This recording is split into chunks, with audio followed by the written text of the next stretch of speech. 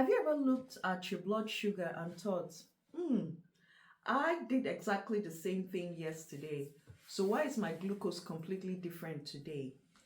If this has happened to you, you are not alone. The truth is that diabetes is full of patterns, but you only discover them if you are looking for them. Today, I'm going to show you why keeping a diabetes diary could become one of the most powerful tools in your diabetes self-care management. Whether you're going to use a notebook, your phone, or a diabetes app, your diary can actually help you make sense of the numbers instead of feeling controlled by them. Let's dive in. Let's look at why keeping a diabetes diary is very important. Many people only record blood sugar numbers, but a diabetes diary is much more than that. It tells you the story behind those numbers that you've recorded. Think of yourself as a glucose detective. Every single glucose reading is a clue. When you collect these clues, patterns begin to emerge. So instead of asking, why did my sugar suddenly rise?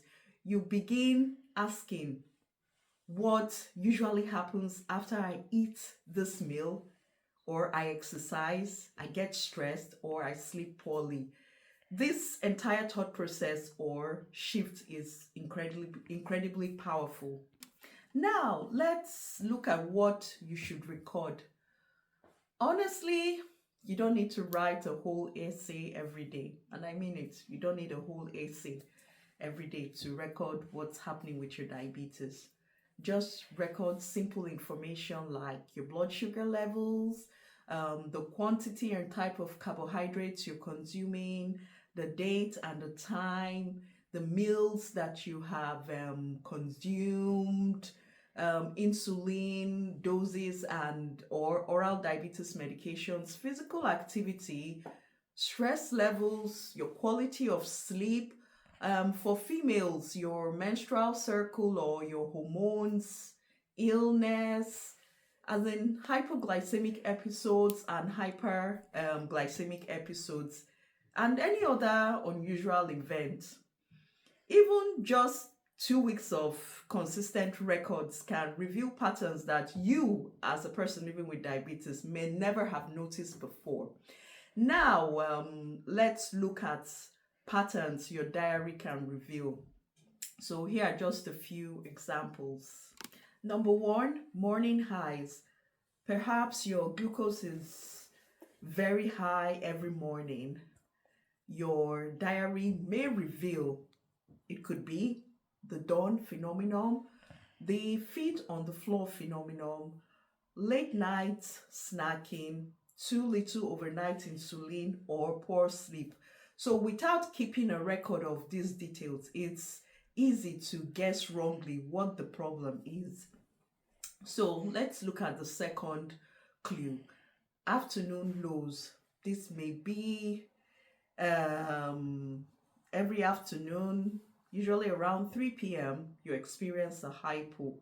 Your diary could reveal that you've probably skipped lunch or you're more active than you usually would be, or you've taken too much rapid acting insulin, or your meals are just delayed.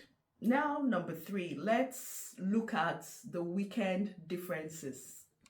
Many people notice their sugars are different at weekends. I have, maybe you might have as well if you live with diabetes. And this could be as a result of your routine changes. You may be waking up much later, or you're eating at different times, you're exercising less, and you're more relaxed.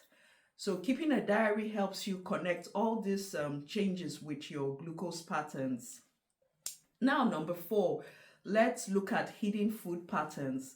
Sometimes it's not the food itself. It's either your portion size, timing, your cooking methods, fat contents. No two bowls of rice will produce the same glucose responses. You can have the same quantity of rice on 2 separate days. You're going to get 2 different glucose responses to that same quantity of rice that you eat every day. So having a record of your meals helps you learn what works for you as an individual and not works for Mr. B. So now, how does this help your healthcare team? Your diabetes team can only make decisions based on the information they receive.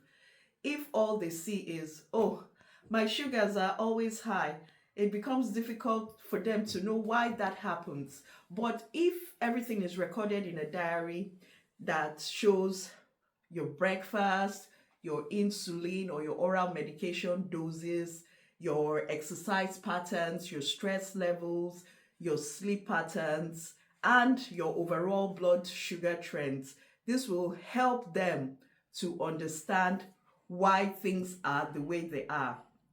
So with all this information I have just mentioned above, they are able to make safer and more personalized recommendations to suit you as an individual. Your diary turns all the guesswork into an informed discussion. So my final message is, remember, just excuse me, just one high reading tells very little about what's going on. 20 readings with notes will tell you a story. Don't you choose or don't chase every single blood sugar. Instead, look for all the patterns. Patterns help you make better decisions, and better decisions lead to better glucose control. And better glucose control, in turn, reduces the risk of long-term complications whilst improving your overall quality of life. Your diabetes diary isn't about being perfect. It's about you learning.